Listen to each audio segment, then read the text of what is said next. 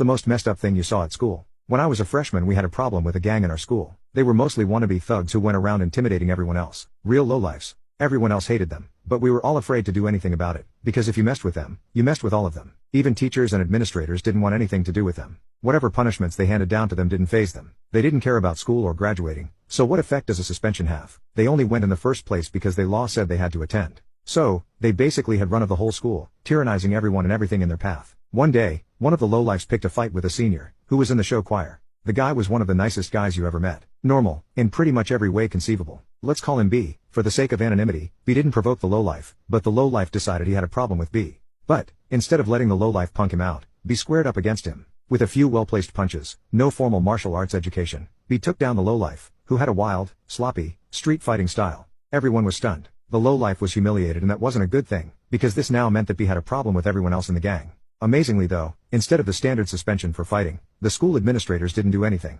They pretended like it never happened. They didn't even call him into the office or anything. B was already a hero to the rest of us. A legend. Sure enough, the gang began to harass B, calling him out in the hall, calling him names for being in the show choir, each taking their turn trying to provoke him to fight. A few days went by, when the next toughest dude in the gang confronted B in the cafeteria, looking for a fight. He pushed B, who initially acted like he didn't want to fight. But when he pushed him again, sure enough, B squared up and with 2 punches, knocked lowlife number 2 to the ground before the school security guard could break in to bust up the fight. The cafeteria was silent. Everyone was stunned. Once again, there were no repercussions for B. B had now taken out 2 of the 3 toughest guys in the gang. The rest were mostly wimpy little followers, who relegated their influence to heckling, who didn't pose any real threat, and would scatter like cockroaches whenever there was any threat of danger. Everyone knew the resident badass, let's call him J, would come for B now. It was just a matter of time. Again.